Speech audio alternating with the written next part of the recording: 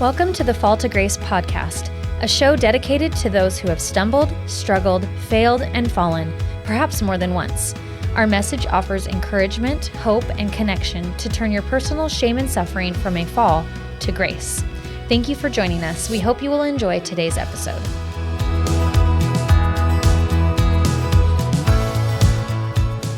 All right. Hello, everyone.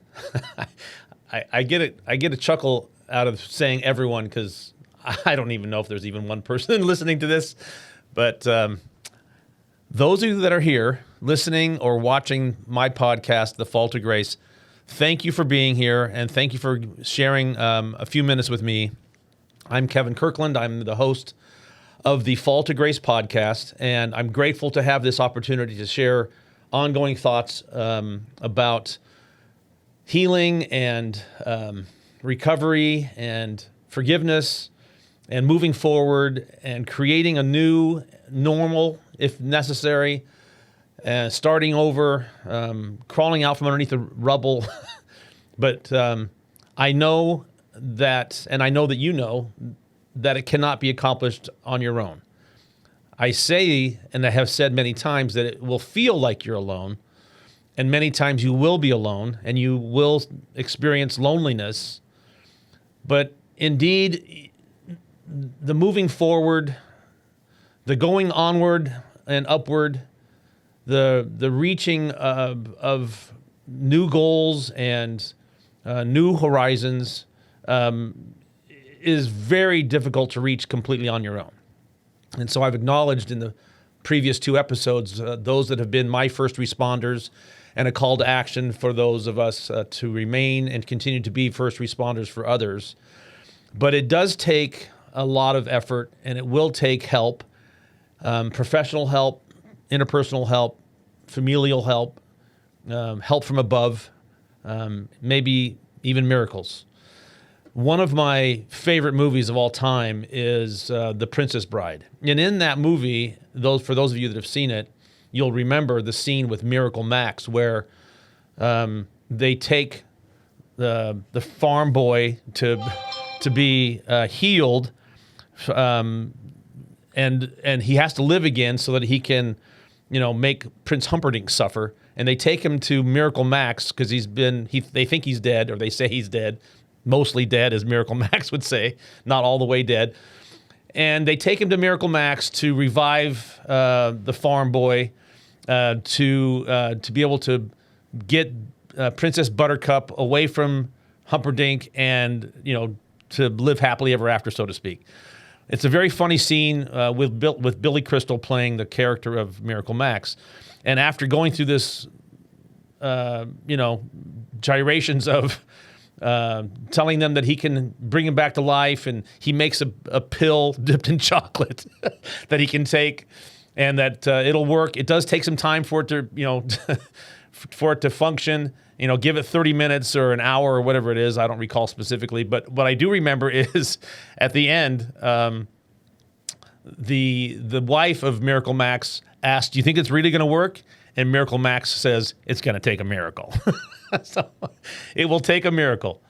And in my personal experience, it has taken miracles. I mentioned it in a previous podcast that, in order to move forward from the kind of trouble that I was in, and maybe that you or someone is in, it will take miracles. And I promise you that miracles do occur. Now, I don't know what you might call a miracle. I'm not talking about the turning of water to wine or walking on water or, raising someone from the dead sort of miracles. I'm not talking about that. That's way above my pay grade and not the sort of miracle that I'm talking about. I'm talking about the everyone's life, day-to-day, run-of-the-mill sort of miracle that I have seen over and over, and that showed me a very important thing. I have always known, and I was reminded of the absolute fact that my Heavenly Father is aware of me. He knows me intimately. He knows who I am, where I am, what I've done, where I'm going, what is in my heart and mind to do, and what it is and who it is that I am becoming. And I wanted him on my side. I want him on my side. I need him on my side.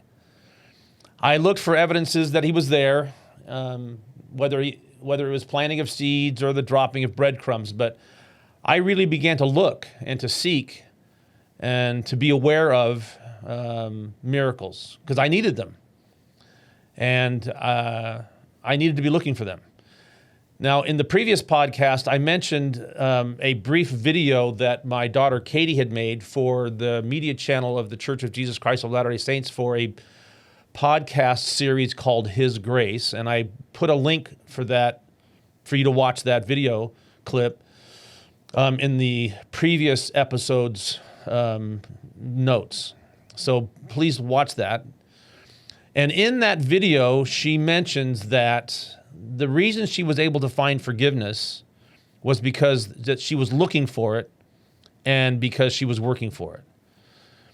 And advertising and marketing people would call that the red car effect. Now, if you, without thinking about it and without, trying to go back and, recount or replay in your head what you may or may not have seen on your way to work today or what you may, on your way to school or whatever it is.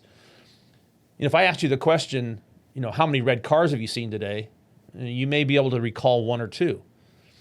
But if you get up in the morning tomorrow, let's say, and you look for red cars, you're going to find them everywhere. It's called the red car effect. Advertisers and marketers call it a red car effect. Now, unless it was a Corvette or a Porsche or something, you wouldn't necessarily recall it. But if you're looking for it, the miracles are there. Miracles happen all the time. And in my life and in my experience, especially while I was incarcerated and even continuing to today, even continuing to the fact that I'm even making this podcast, in a way, is a bit of a miracle. And that's my point. If we look for miracles, we will find them, and we will notice them, and we will appreciate them. And I reassure you that we are being cared for, and it will, I should say, reassure you that you're being cared for with tender mercies. Now, some of the miracles that occurred in jail while I was incarcerated might not seem to you to be miracles. I'm going to go over a few of these, and then you can decide for yourself whether you think they're miracles. But for me, they felt miraculous because they were things that were out of my control. They were things that seemed to occur on a plane above or beyond myself, a spiritual plane or an existential plane or whatever you might want to think of it, however you want to consider it. I'm calling these things miracles because they were so sweet and tender, and you might think they're just coincidences. But in the realm of spiritual things, there are no coincidences. And so I am talking about those kinds of miracles. They can be easily dismissed by if you don't have any idea or thought or belief about those kinds of things, and that's fine. You don't have to accept what I'm saying as gospel truth. I'm just sharing with you my own personal experience. Now, believe it or not, one of the things I was most grateful for, and it's a simple thing, may not mean anything to anyone else, was that I was arrested wearing my glasses. Now, as I have gotten older, I wear glasses almost all the time now, and there's reasons for that. But when I was arrested, I was most often wearing contact lenses and wearing sunglasses outside all the time. But I was arrested wearing glasses. Now, if I'd have been arrested wearing my contact lenses, the first 3 days I spent on a concrete floor, cold, miserable. There was no sink. There was no contact lens solution. There was no place for me to put the contact lenses. None of that trouble happened because I happened to be arrested wearing my glasses. And I was grateful for that. It seemed like a simple thing, but as I moved forward, I was so grateful that little miracle had occurred. Shortly after I arrived in jail, again, it's a frightening place. It's unknown. It's unfamiliar. You don't know what's going to happen. You don't know what danger you're in. and there was a bunkmate of mine who went by the name of Benny Goodman. Now, I don't even know if that was his real name. But where I was, I wasn't in a cell. It was sort of a holding tank. It was in a county jail situation. 2 stories, 24 bunks upstairs and 24 bunks downstairs with a stairway in the middle, common shower, common bathroom area, no privacy whatsoever. But and I was arrested on May 9th. My birthday happens to be May 20th. And I don't know how Benny found out. I hadn't had any conversations with him, and I don't know how he found out anything about me. But in the middle of the night, so that nobody else could see, he woke me up, and he tapped me up by tapping me on the shoulder. He says, "Kirkland, I've got something for you." And I woke up, and he'd made me a little birthday cake. Now, that might seem like a silly thing. He didn't ask anything from me for it. He was just in the kindness of his heart. He'd made me a little birthday cake out of whatever commissary he had. I think he mashed together a honey bun and a ding dong or something. And there was no candle or anything like that. That's not allowed. Any kind of fire or matches or anything like that. But he made me a birthday cake, and I couldn't believe how kind that was. Another little miracle. A few days went by, and I'd been there maybe a week or so, not talking to anybody, not really making friends or anything like that. And I thought, man, I wish I had a Bible to read or have my scriptures to read. And I was walking by a person's bunk, and I noticed there was a Bible at the foot of the bunk of the person that was sitting there. I said, "Are you reading that Bible? Do you have any use for that Bible?" He says, "No, matter of fact," he says, "I was trying to get rid of it. Do you want it?" I said, "Yeah, I do." Well, it just so happens that it was what in the Mormon church is called a quadruple. It has the Bible and the Book of Mormon and other scriptures in it. And so all of a sudden I had everything I needed or could possibly want just delivered, just right there. It's like it appeared like manna from heaven. And I was very grateful for that. Another event that occurred that for me was miraculous was, people couldn't just come and go and visit me. On TV or in movies, it makes it look like it's easy to get in and out. It's an arduous, process to go visit someone when they're incarcerated. It's not easy to do. But I had a friend who was a part-time police officer, and he came to visit me, and I was able to be in the same room with him without any barrier. His name was Keith Dow, and faithful, Latter-day Saint, good man. And he came one night, 1 a.m., in the middle of the night. I was called, announced that, "Hey, Kirkland, you have a visitor, 1 o'clock in the morning." I'm thinking, who in the heck's possibly coming to see me at 1 o'clock in the morning?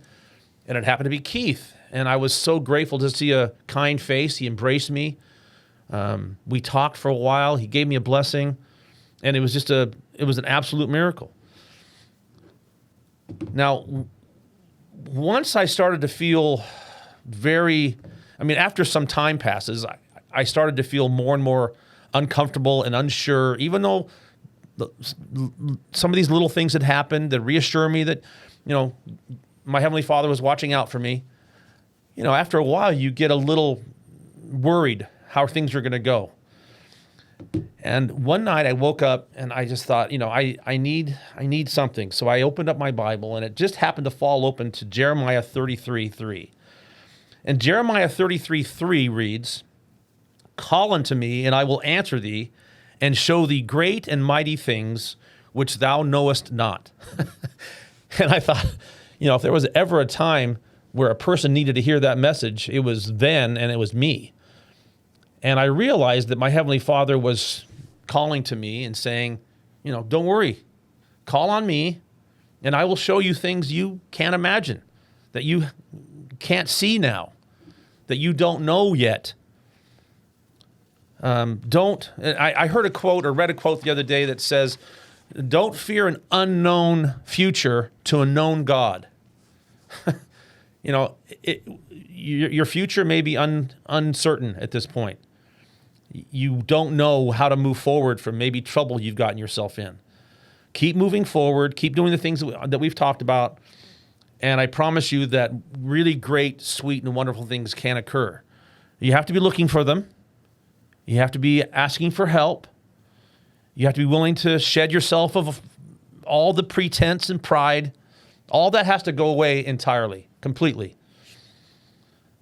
And I promise you that miracles like I'm talking about, little things that might seem to other people just circumstance. Well, you can call it circumstance if you want. I don't. Now, one of the things that occurred while I was there was my daughter Katie started sending me talks by church leaders to, buoy me up, give me hope. But her favorite speaker and the person who was a leader in the Church of Jesus Christ of Latter-day Saints, ecclesiastical leadership, is a man by the name of Dieter Uchtdorf. Now, he's Elder Uchtdorf or President Uchtdorf to those of us that are members of the church because of his specific callings or duties or assignments or responsibilities in the church. But she would send me talks by Dieter Uchtdorf. Now, Dieter Uchtdorf, as a professional, in his professional life, he was a pilot and an executive for Lufthansa Airlines. But then he was called to serve in the leadership of the church, Quorum of the 12 Apostles, then became a counselor in the First Presidency. Those of you that are members of the church know what I mean. Those of you that are not members of the church, just understand that that's a high calling, high leadership position and responsibility. So she would send me these talks by Dieter Uchtdorf, and we called them lovingly the Dieter Talks. She would send me Dieter Talks, and I would read them, and I have something to share with you in just a moment about those Dieter Talks. But she sent me lots of these. And they became topics of conversation. People would walk by my bunk and say, "What are you reading?" I said, "Well, I'm reading a talk by one of my church leaders." And then I would share it with them. And next thing I know, this became a thing. Everyone was wanting to read the Dieter Talks. And I had received over time dozens of these talks. And so all of a sudden, within jail, in West Valley Detention Center, Dieter Uchtdorf's talks are going everywhere. And, I took a moment to think about that. And I wanted President Uchtdorf, Elder Uchtdorf, to know what a miracle it was that his talks were having such a positive and wonderful influence on those that I was with. Sorry about that. I don't know if that made a terrible sound when I hit that, but I apologize. So I sent him a letter, and I mentioned to him how grateful I was for his talks and the influence that he was having on those of us that were, detained. And he writes me a letter. This was August 25th, 2016. Brother Kirkland, thank you for your touching letter. I'm grateful to have been using your time. I'm grateful that you have been using your time in the correctional facility to read the scriptures and renew your testimony of the gospel. May God bless you with the desire and strength to maintain that course that will lead you to a fulfilling future, and may you continue to make the wise choices which will guide you through this particular time in your life.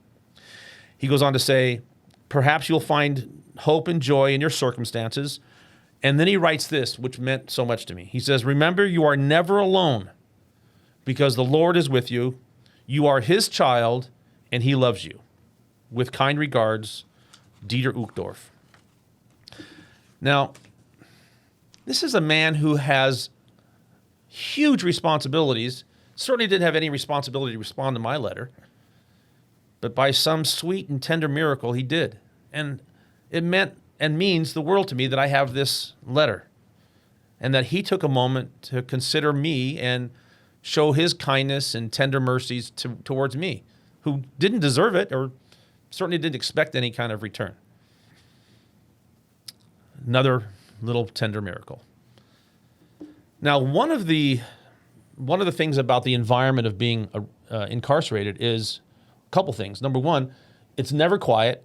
It's never dark. Loud, raucous noise, slamming of metal bar doors, all hours of the day and all hours of the night, at least on the hour every hour. Above my bunk was a bright light, 24/7. It never went out. It was very difficult to sleep. But I froze. I was so cold. And lo and behold, one time, by some miracle, as I exchanged out my blanket and sheet for the week's exchange for a new sheet and blanket, I was mistakenly given 2 blankets. That small, tender mercy of having a second blanket. Now, these are not quilts. I'm not talking about, warm comforters, quilted. That's not what these are. These are thin blankets. And I was so cold all the time while I was there. I was so grateful to have that second blanket. Now, I mentioned the light always on above my rack or above my bunk. Well, one night when I was so exhausted and I just wanted to sleep so badly and so desperately needed to get some sleep, it went out. Just like that. The light went out. And I was able to sleep through the night for probably the first time in a long time. Another sweet little tender miracle that occurred that just seemed to make my life a little bit more bearable was my sister Kelly sent me in my commissary 6 washcloths. Now, that may not seem like a big deal, but on the metal rack, there's a thin, we'll call it a pad. It's not a mattress. It's like a pad with no pillow. And it's very difficult to find a comfortable place to have your head to sleep.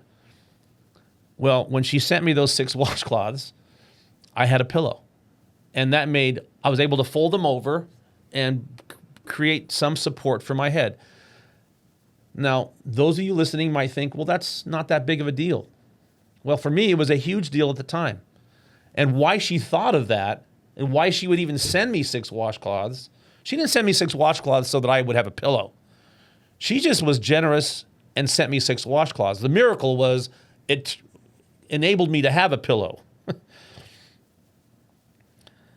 Now, one of the other things that occurred was that, and as I've mentioned before, I knew that through my experiences, through these and others like it, that my Heavenly Father was aware of me. And as I've said many times, this podcast is a call to action. Let those that you care about know that you're there, that you're thinking of them. They don't have to be incarcerated. They could be in the bedroom down the hallway in your own home.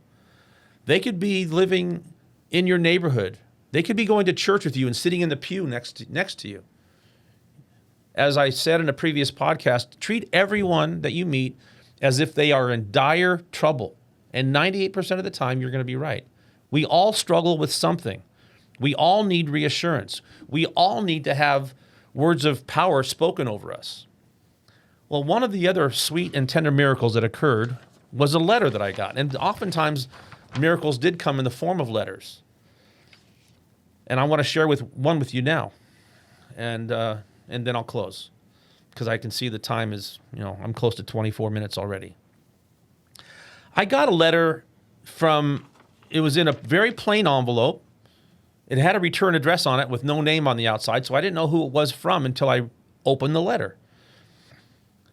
And the letter simply reads, it's not even dated, it just simply reads, Dear Kevin, I just read that you settled your case. I also spoke to Kelly a few weeks back, and she let me know that you should be out soon. I've been following your case on the court website, hoping for the best for you.